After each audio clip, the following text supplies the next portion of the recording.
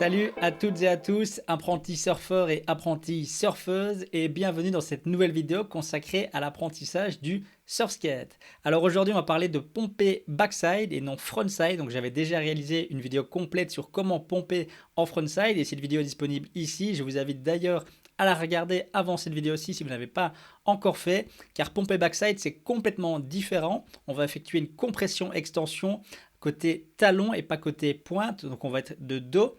On dit souvent du mauvais côté, le côté où on est le moins à l'aise, et vous allez voir, ça change tout. Alors pourquoi apprendre à pomper backside? Il y a évidemment des tonnes de raisons, mais je vais vous en citer deux. La première, c'est pour être vraiment de plus en plus à l'aise sur votre surf skate, de ce côté, de ce mauvais côté, et surtout si comme moi, vous rêvez de devenir un ninja du surf skate qui enchaîne les virages très serrés entre les cônes, comme par exemple ce type de vidéo qu'on voit sur le compte Instagram de Smoothstar. La deuxième raison, c'est pour les surfeurs qui souhaitent progresser en s'entraînant backside, car il faut bien le dire, quand on débute en surf, la plupart du temps on s'entraîne frontside, donc de son bon côté, le côté où c'est le plus facile, sauf si on a un spot qui ne propose que des gauches ou des droites, suivant si on est régulier ou goofy, on n'a pas le choix, on doit s'entraîner à ce moment-là backside. Évidemment, s'entraîner en surf skate va permettre de créer des bonnes habitudes et d'être beaucoup moins perdu lorsqu'on va arriver à l'eau. Alors comme je l'ai dit, backside, on a beaucoup moins l'habitude, donc c'est beaucoup moins évident. D'abord d'appuyer sur ses talons, de s'incliner dans le mauvais sens, d'être donc de dos et de regarder par-dessus son épaule. C'est beaucoup moins naturel pour nous.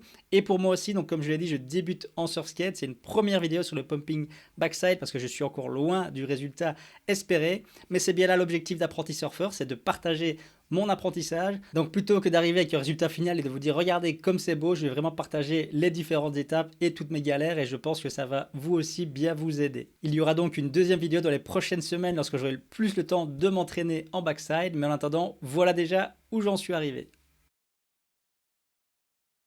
Voici donc mon niveau actuel après environ 6-7 sessions de 20-30 minutes maximum. Honnêtement, c'est compliqué de faire plus parce qu'après un quart d'heure, 20 minutes, on a vraiment les cuisses qui chauffent très très fort, c'est physique et on a des crampes le lendemain.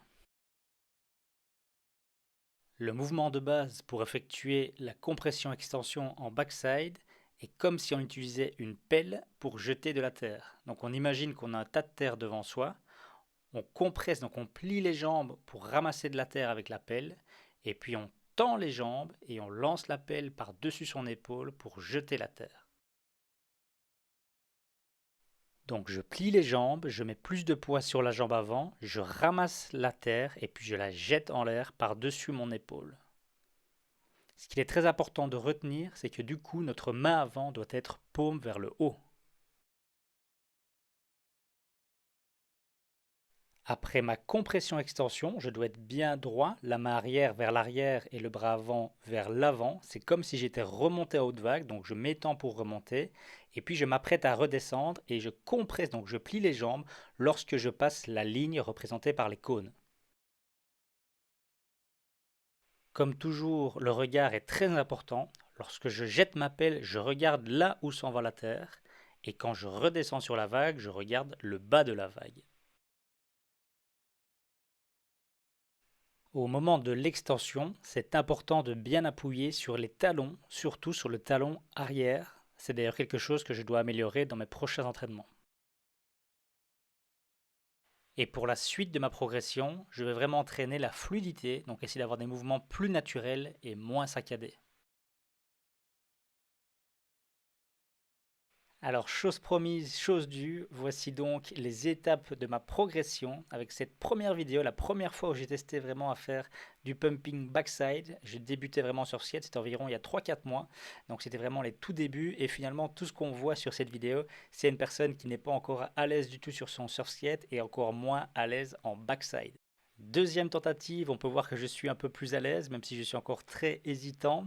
Alors ce qui me choque le plus, c'est le regard. D'abord, je regarde vraiment uniquement les cônes et pas du tout par au-dessus de mon épaule ou pas du tout la pente de la vague. On voit que je replie aussi, je compresse directement. Donc je sors de ma compression extension backside et directement je replie les jambes beaucoup trop tôt.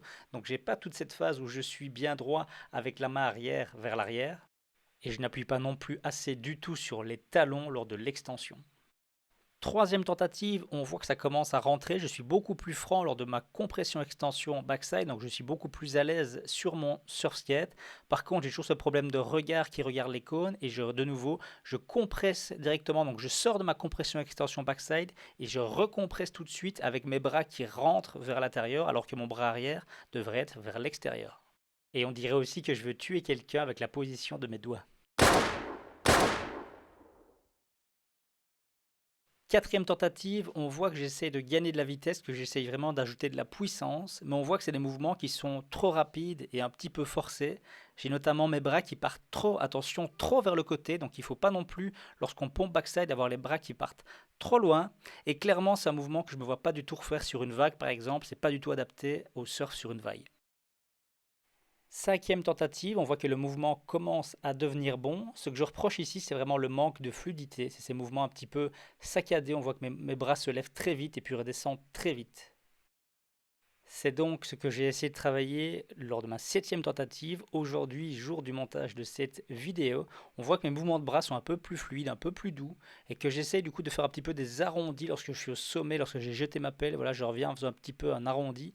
Et voilà, j'essaie un petit peu améliorer la fluidité de mes mouvements, et c'est ce que je vais encore travailler lors des prochaines semaines. Voilà, je termine par une comparaison image par image où on voit la progression step by step. Donc c'est sympa de voir comme ça, de voir que l'adoriage devient un peu plus à l'aise tout doucement à chaque fois. Et là, on peut voir que sur la droite, bah, clairement, je commence à avoir un certain flow, quand même une certaine aisance. Même si je l'ai dit et redit, c'est encore loin d'être parfait. Il y a encore beaucoup de progression à faire. Notamment ici, voilà, c'était vraiment très rapide et beaucoup trop forcé comme mouvement.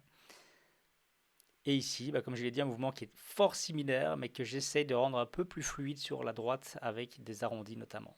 Voilà, c'est déjà la fin de cette vidéo. J'espère qu'elle t'a plu. Comme tu le vois, donc je suis en pleine progression. N'hésite pas, si toi aussi tu testes le pumping backside, à partager tes commentaires, tes avis et même tes vidéos, que ce soit ici en commentaire sur YouTube ou bien sur le groupe Facebook Apprenti Surfeur et même en privé sur Instagram.